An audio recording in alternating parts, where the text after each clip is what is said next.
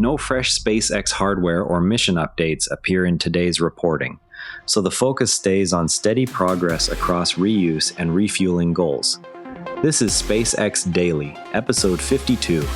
From an engineering standpoint, Starship's architecture centers on separating the Super Heavy booster's recovery from the ship upper stage's re-entry and landing, because each stage faces fundamentally different thermal and structural loads. The booster must return from roughly 100 kilometers altitude with a relatively modest heat pulse, allowing a tower catch that reuses the same structure for the next flight within days. The ship, by contrast, must survive a full orbital velocity re-entry that deposits far higher total energy into its heat shield, which is why the current tiled approach is still being iterated even after multiple flight tests. If the raw material cost of the booster's propellant and structure is treated as the floor, every reuse cycle lowers the effective per-flight cost by spreading that fixed mass across additional missions. The idiot index for a single-use booster would therefore be the full manufacturing price divided by the propellant plus metal cost, a ratio that drops sharply once catch reliability is proven. The same logic applies to the ship once its thermal protection system reaches a state where tile replacement between flights becomes the dominant turnaround variable, rather than full refurbishment. The booster's grid fins and skirt must also survive the catch loads without deformation that would force lengthy inspections, because any added ground time directly multiplies the per-flight cost. The open variable remains how quickly the combined stack can move from one flight to the next without accumulating hidden inspection or repair overhead. Each successful booster catch that avoids damage to the grid fins or skirt shortens that loop, while any ship tile loss that requires extensive rework lengthens it.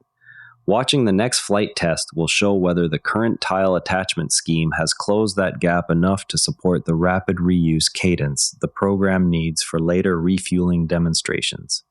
A second key constraint is the propellant transfer interface between stages, because the booster must deliver its remaining propellant margin precisely enough that the ship can top off its tanks without exceeding structural or thermal limits on either vehicle.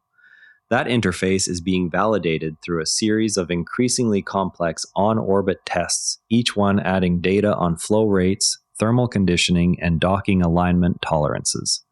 Because the booster returns to the tower and the ship continues to its landing site, the two vehicles can be processed on independent timelines once the catch and re-entry phases are complete. This separation of recovery paths is what allows the overall system to target flight rates that would be impossible if both stages required the same ground infrastructure. The next measurable milestone will be whether a single booster can complete two flights with only routine inspections between them, confirming that the catch hardware itself does not introduce new life-limiting damage modes. Once that data point exists, attention will shift to the ship's heat shield performance after multiple orbital entries. The tiled system must demonstrate that individual tiles can be replaced without disturbing adjacent ones, because any requirement for large panel removal would collapse the reuse economics the program is built around. The first principles trade-off is therefore straightforward. Every kilogram of inspection or repair labor that can be eliminated multiplies the number of flights the same hardware can deliver before its cumulative cost exceeds that of building a new vehicle. Worth keeping an eye on Blue Origin's ongoing LC-36 rebuild after the May static fire explosion highlights how pad anomalies can reset test timelines for a new heavy lift vehicle. An issue that would be resolved only by completing the structural repairs and confirming alternative second stage test hardware performs as planned. Observers noted continued pad reconstruction work at Blue Origin's LC-36 site after the earlier New Glenn static fire loss, with alternative second stage test plans now under review. The effort follows the May explosion that destroyed a New Glenn vehicle during a static fire attempt, prompting both structural repairs at the Florida pad and parallel work on off-site testing hardware for the second stage. Source reporting indicates the rebuild is active 2 months after the incident, with the company evaluating multiple paths to resume second stage validation without waiting for full pad restoration.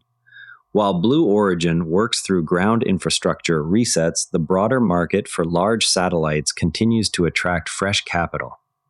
Rocket Lab secured an additional multi-launch agreement with Japan's IQPS for radar imaging satellites using the Electron vehicle. The new contract adds to an existing relationship and will use multiple Electron flights to place additional synthetic aperture radar satellites into orbit. K2 Space closed a $500 million Series D round to scale production toward 100 large satellites annually for both commercial and defense customers. The funding more than doubles the company's valuation in 7 months and will support a dedicated manufacturing line capable of turning out up to 100 spacecraft per year. On the AI front, no sourced developments on the SpaceX AI Grok Cursor compute thread appeared in today's reports.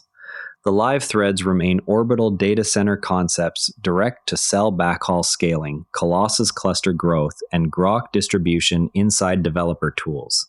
A quick note on the tape shows SPCX closing at $108.37. Before we go, the next measurable milestone on the propellant transfer interface will be the first data point from an on-orbit test that confirms flow rates stay within the thermal limits of both stages. That's your SpaceX news for today.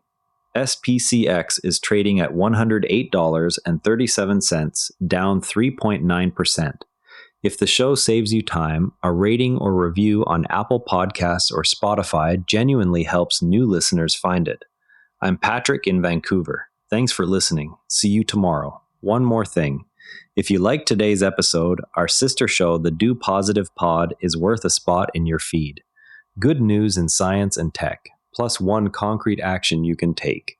It's one of the NARA Network's daily briefings, all free at naranetwork.com. Live dashboards, TSLA, SpaceX launches, the investing scoreboard are all at naranetwork.com data. This episode used AI voice synthesis of my voice. Editorial selection and analysis are my own.